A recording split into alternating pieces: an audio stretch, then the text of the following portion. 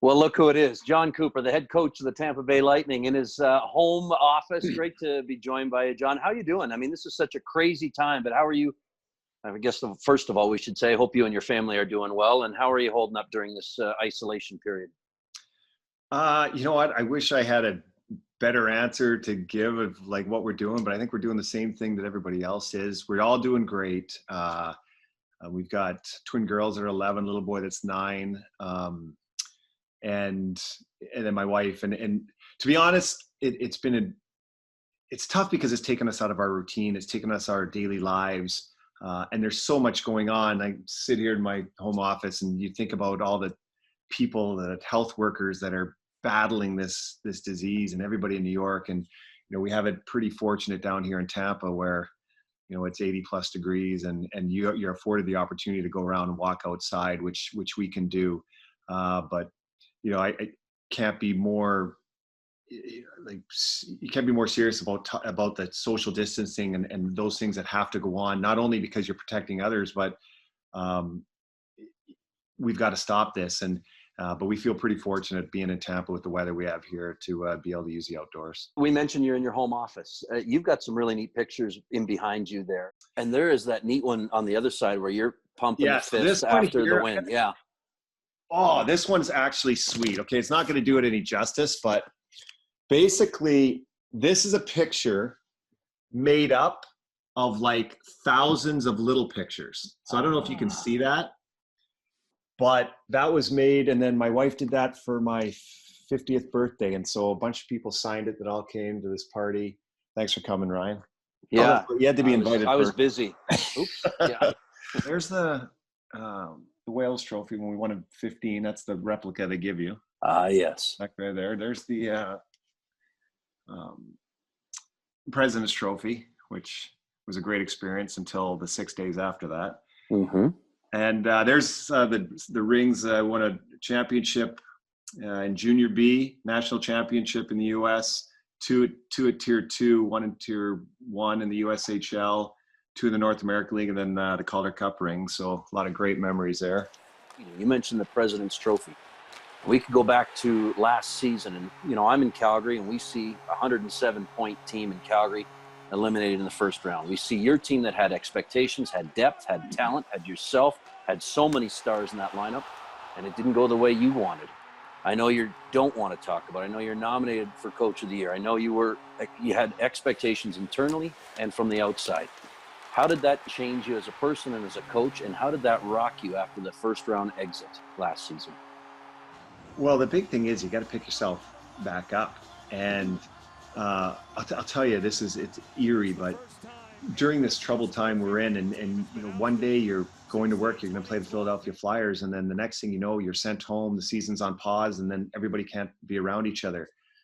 Honestly, that's kind of how it felt after we lost out to Columbus. And it was probably a little bit of disbelief and loneliness, and you got to do a little bit of soul searching and think like, well, what am I going to do? Like, hide behind this? It happened, and you kind of have to look back but you have to kind of figure out why, and then try and make the adjustments moving forward. Bottom line is you got to keep knocking at the door.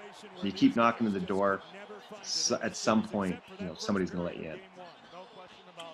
And this year, didn't start. You were the best team in the National Hockey League regular season last year. This year, a little bit more adversity. You've had to battle, and now you've got some injuries. Can you give us an update on Steven Stamkos? So what have you heard? What's the latest there?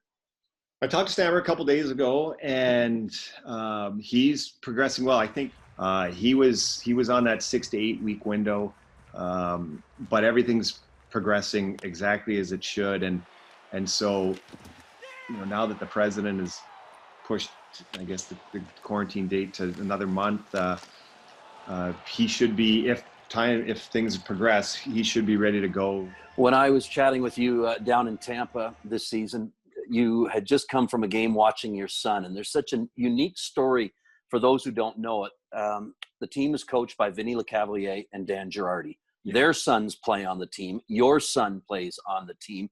And when we spoke trying to line this up, you were telling me that their season, their spring hockey's on hold, as we know, but they got a chance at the state championship, and I guess it was against the rivalry against the Florida Panthers. So your Tampa team, maybe tell us the story, John. Yeah, it's crazy how things work out. And, Vinny and G been coaching the team and just phenomenal guys. And it's eerie that, I coached both those players and now they're coaching my son. So it's crazy. But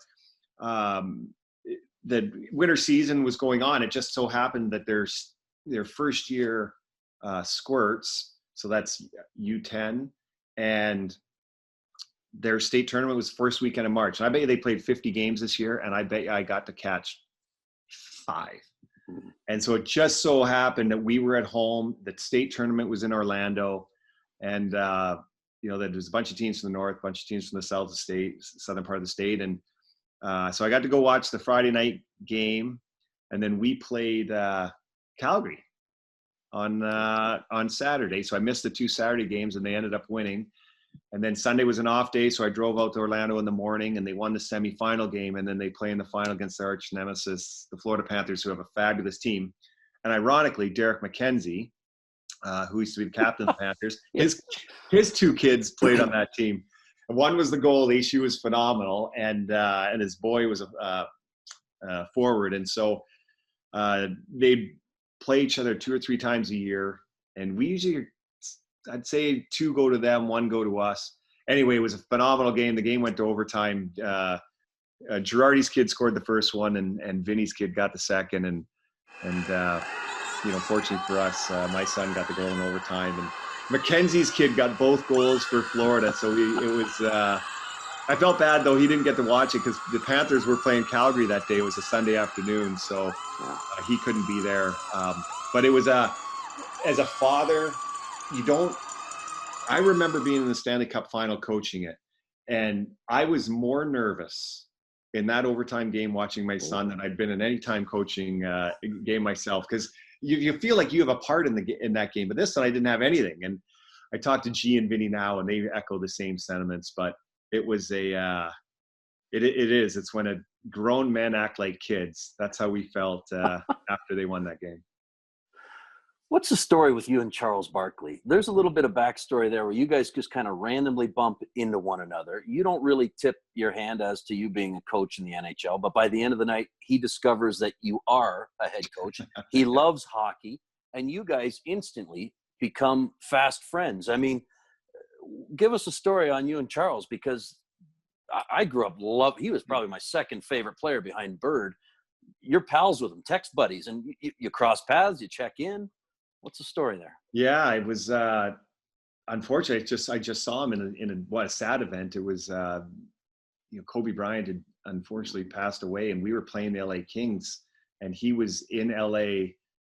He was doing a TV special for TNT, and we were staying in the same hotel room, so we just got to catch up, not a month and a half ago.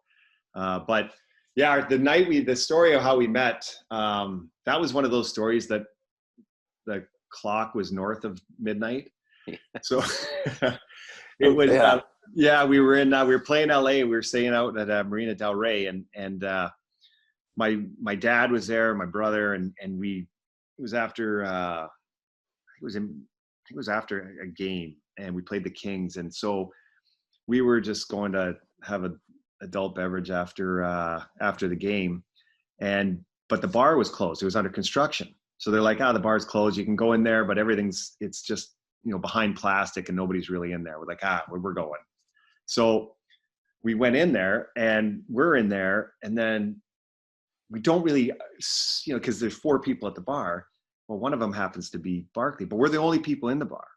And so as the night went later on, everything got louder and everybody got waved together. And next thing you know, we're just having a blast. But I don't tell him what I do or anything.